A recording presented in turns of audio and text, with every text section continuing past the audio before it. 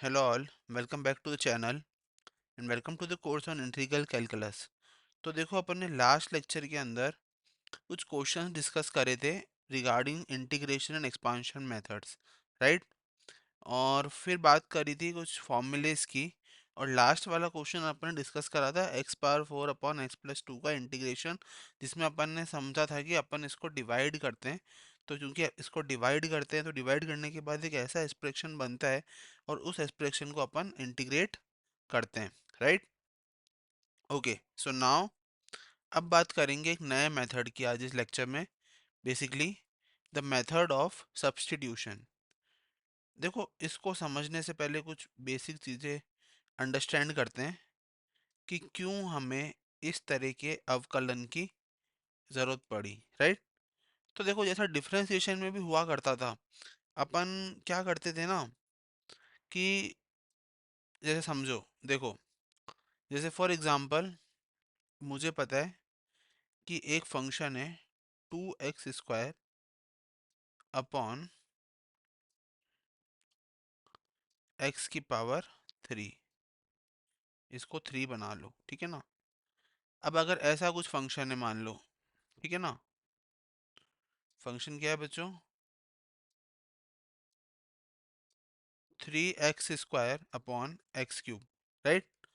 अब अगर मुझे इसको इंटीग्रेट करना है, ठीक है ना, ये dx के रेस्पेक्ट में है, तो देखो कभी भी कोई भी चीज़ को इंटीग्रेट करने के लिए क्या ज़रूरी है?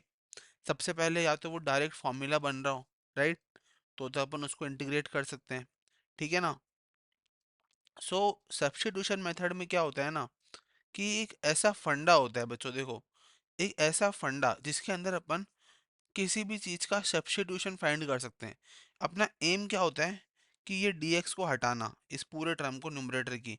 तो उसके लिए अपन क्या करते हैं कि ये x³ जो है ना, इसको मैं t मान लेता हूँ, एक चेंज ऑफ वेरिएबल।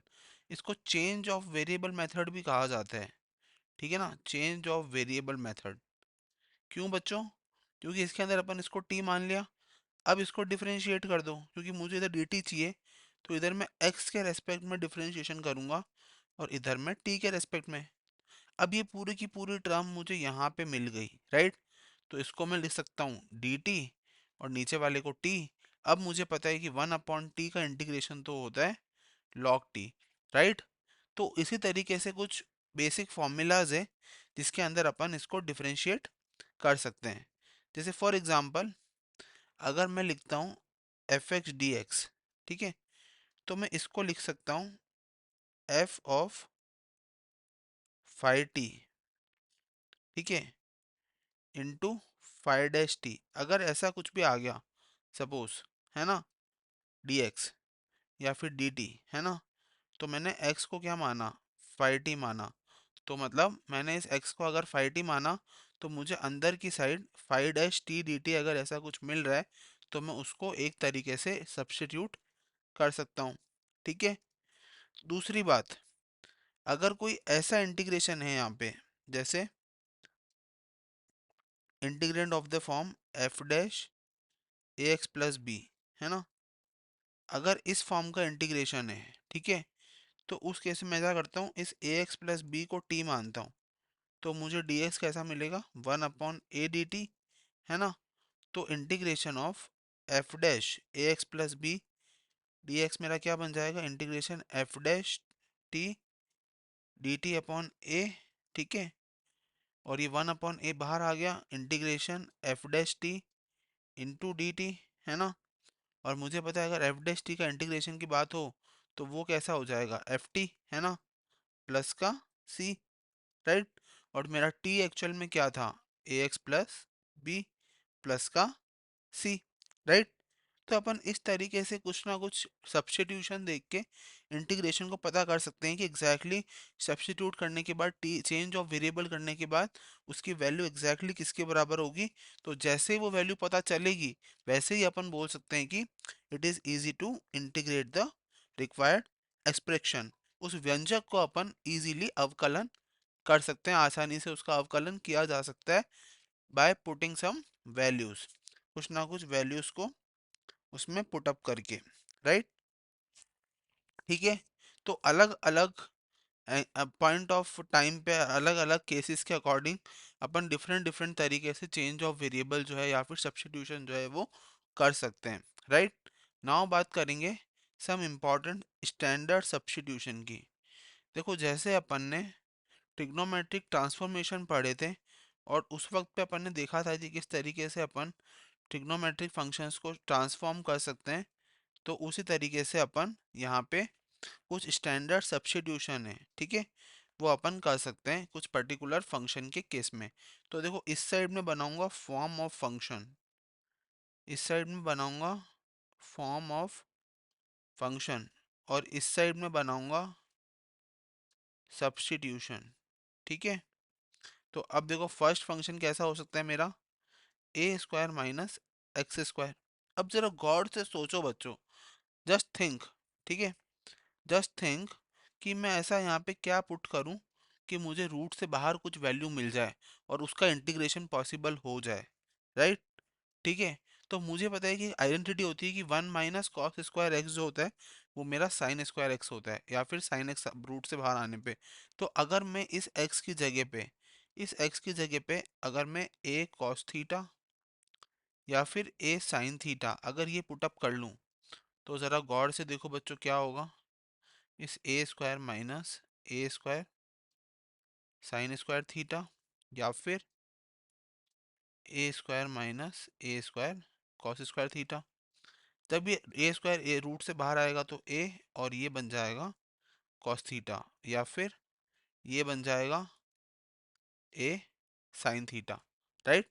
तो ए कॉस थीटा और ए साइन थीटा की फॉर्म में ये डायरेक्टली कन्वर्ट हो गया। अच्छा ये का ये फंडा 1 ए स्क्वायर माइनस एक्स स्क्वायर में वैलिड होगा, क्यों, क्योंकि अगर मैं इसी को 1 ए कॉस थीटा या फिर 1 ए साइन थीटा लिख दूं, तो ये बेसिकली क्या बन जाएगा, 1 ए सेक थीटा और 1 ए कोसेक थीटा, राइट। तो फिर उसके बाद उस वैल्यू का इंटीग्रेशन जो है वो अपने आप में पॉसिबल है, राइट, ठीक बात। अच्छा पर अगर यहाँ पे suppose second function 1 √√a² plus x square हो, या फिर √a² प्लस एक्स स्क्वायर हो, ठीक है, तो x बराबर a tan थीटा और x बराबर a cot थीटा। तो बेसिकली a tan थीटा या फिर a cot थीटा। अब जरा देख लो, 1 / a² plus a tan square theta का अंडर रूट, तो ये बनेगा 1 / √ऑफ a² sec square theta, right. और सेक स्क्वायर थीटा बाहर आके क्या बन जाएगा, 1 / a सेक थीटा, जो कि क्या बन जाएगा 1 / a कॉस थीटा, राइट। तो अल्टीमेटली 1 / a कॉस थीटा का अगेन जो है इंटीग्रेशन पॉसिबल हो सकता है, राइट।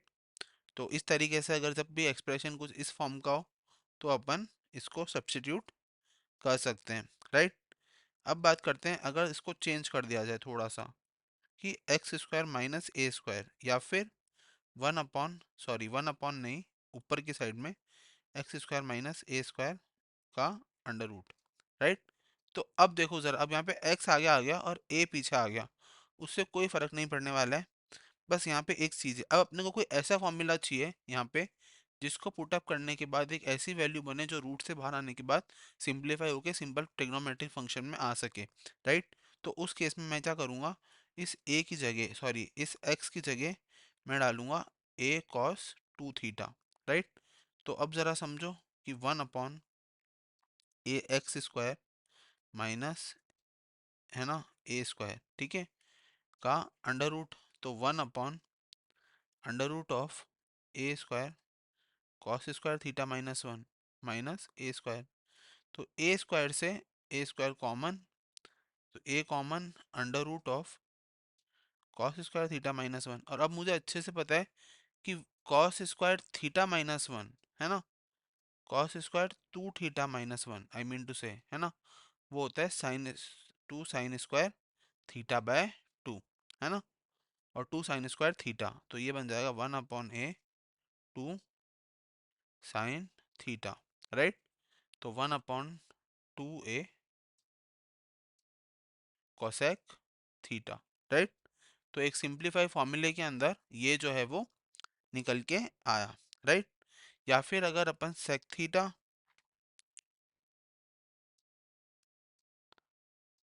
ओ वेट, एक मिनट, जस्ट अ करेक्शन, कि अगर यहाँ पे इस फॉर्म का कुछ हो तो बच्चों यहाँ पे,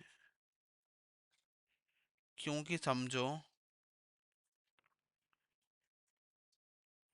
ओके सो समझो, अगर इस फॉर्म का कोई करेक्शन है, इस फॉर्म का कोई भी अगर फंक्शन है, तो उस केस में x को पुट करेंगे a sec थीटा या फिर a cosec थीटा। क्यों? क्योंकि मुझे पता है कि 1 + tan² थीटा जो होता है वो sec² थीटा होता है।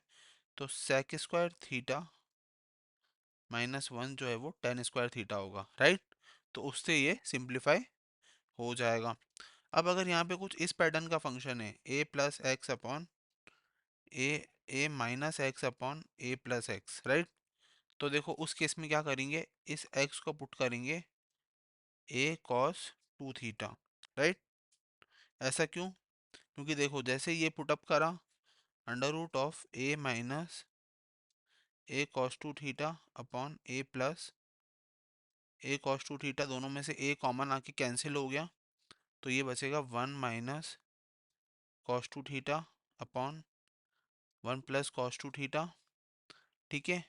अब जैसे ये 1 - cos 2 थीटा को 1 + टू सिंप्लीफाई करेंगे, देखो 1 माइनस वाला जो होता है वो होता है 2 sin² थीटा, और ये होता है 2 cos² थीटा, राइट। 2 से 2 कैंसिल, है ना, ये अंडर रूट में है, तो ये हो जाएगा sin theta upon cos theta which is equal to tan theta.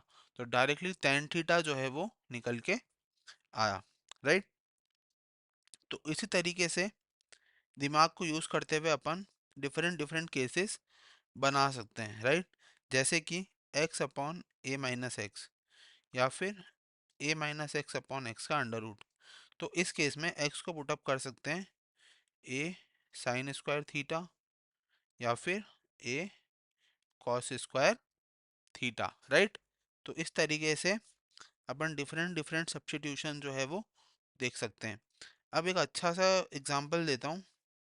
जैसे मैंने लिखा x - a/x - b, या फिर √x - a × x - b।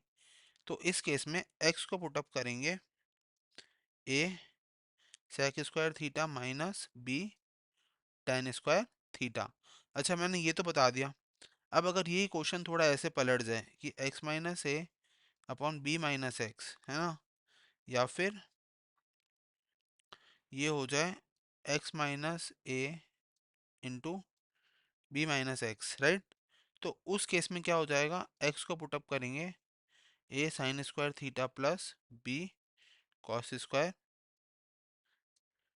Okay wait, यहाँ पे करेक्शन है, this is a cos² theta plus b sin² theta. अब किसी के दिमाग में आएगा चलो ये दोनों मैंने तो एग्जाम्पल बता दिए, अब सर ऐसा ही क्यों पुटअप करा अपन ने।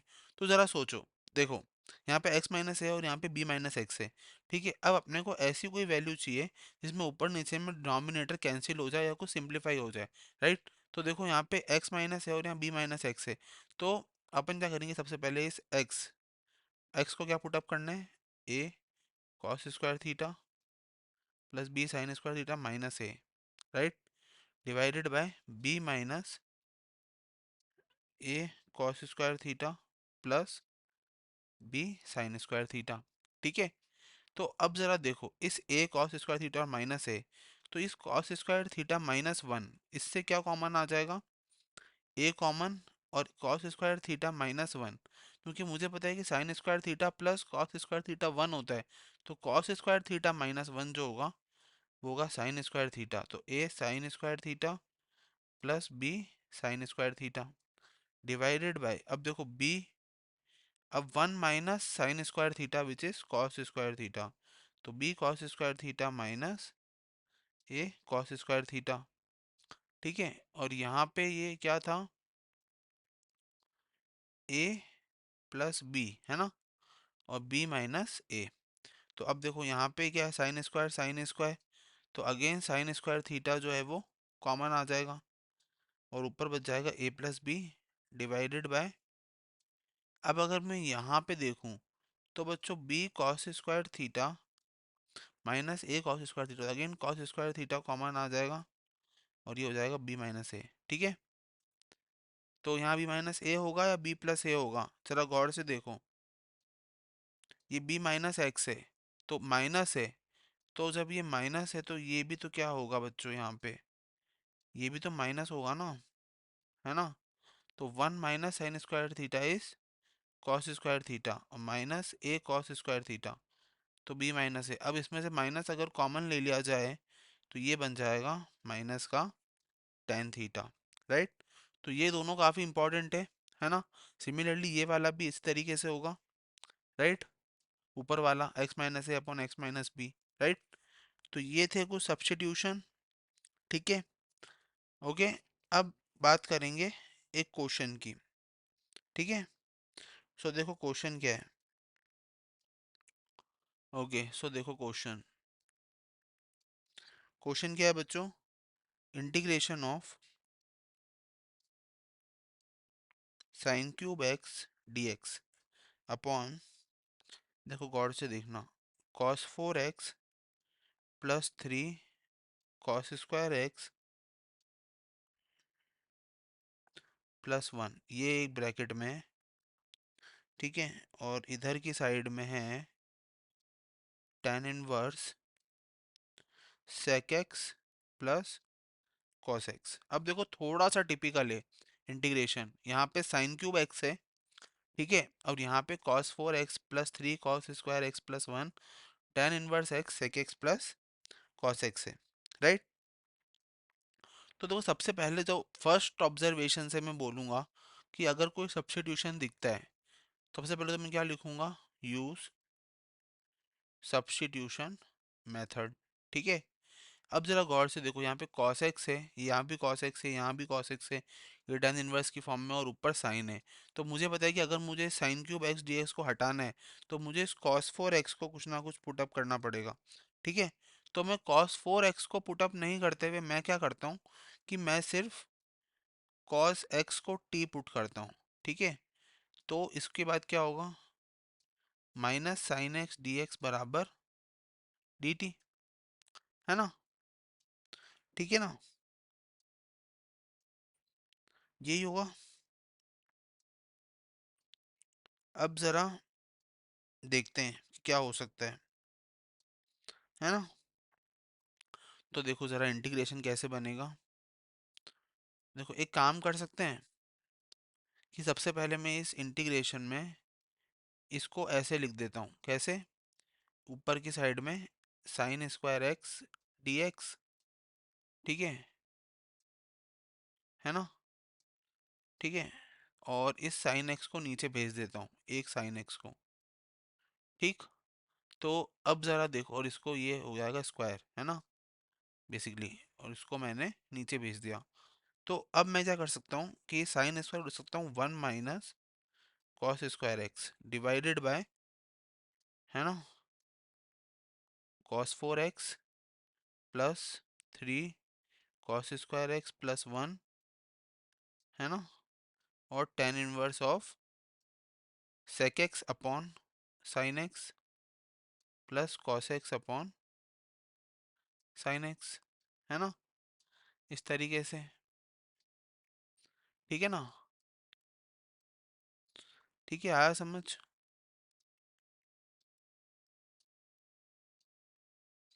ओके। सो अब देखो,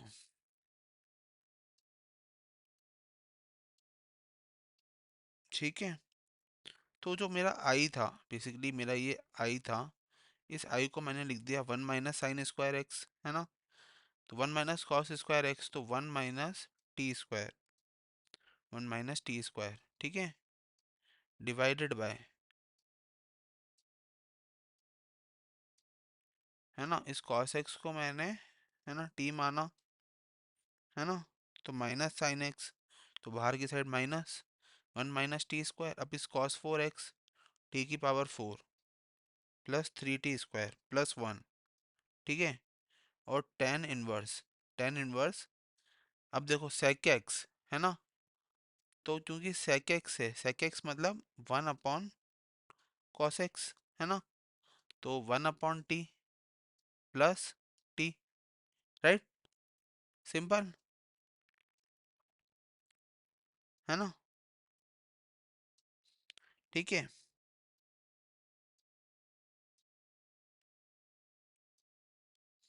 ओके, अब थोड़ा सा सिंप्लीफाई करते हैं, तो देखो, ठीक है, ये क्या हो जाएगा, 1 - t², 1/t²।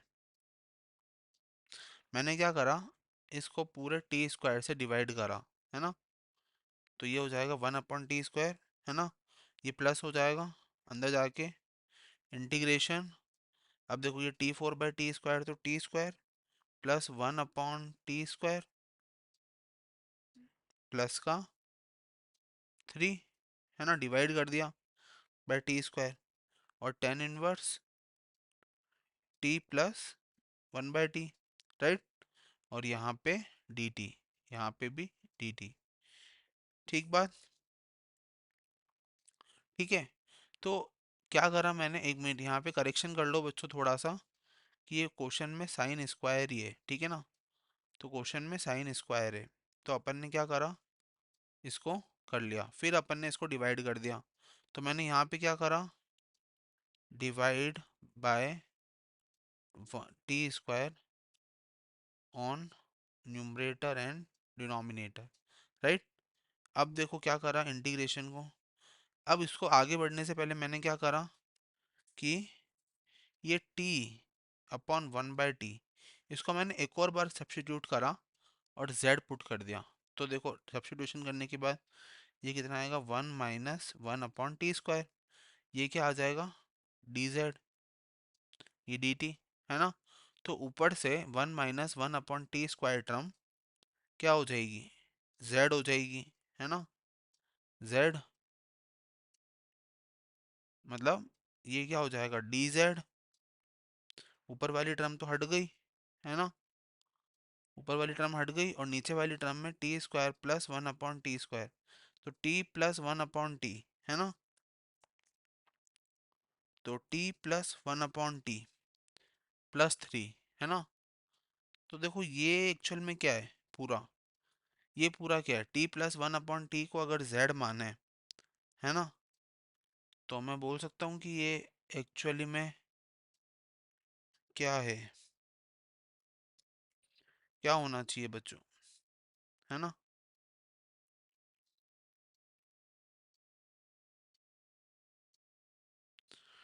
कैसे क्या होगा, देखो समझो थोड़ा सा, एक बार फिर से समझते हैं कि अपन कहाँ अटके हैं। देखो सबसे पहले अपने पास क्वेश्चन था sign square x d x upon cos 4x + 3 cos² x + 1 tan 1 sec x plus cos x.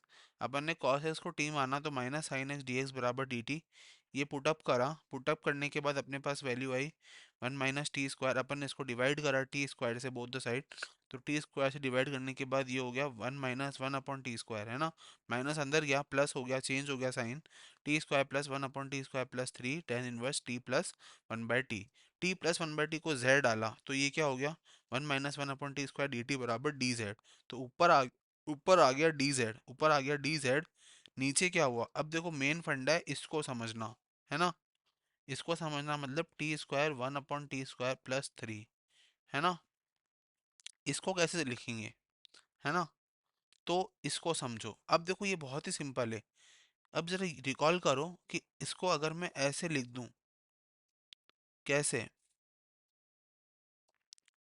कैसे लिखूं, कैसे लिख सकते हैं इसको, मैं इसको अगर इस t प्लस 1/t, है ना, इसका स्क्वायर करूं, ठीक है, t प्लस 1/t का स्क्वायर, और इसमें अगर मैं +1 कर दूं, है ना, तो ये क्या बनेगा, t² प्लस 1/t² माइनस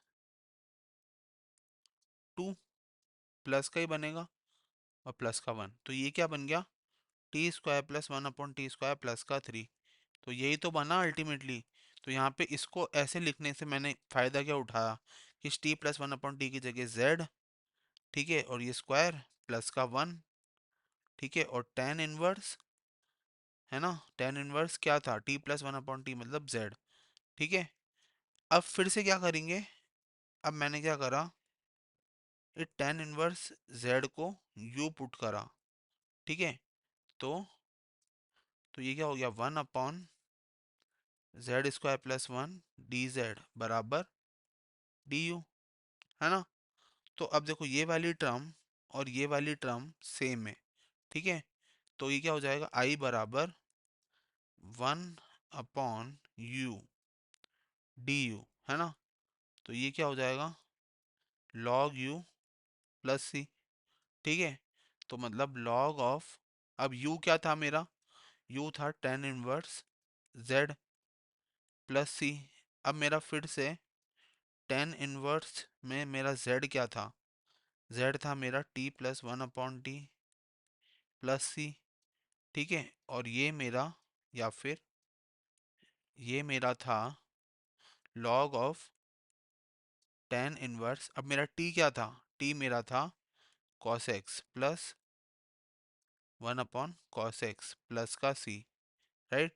तो ये मेरा बन गया log of tan inverse sec x plus cos x plus का c, राइट।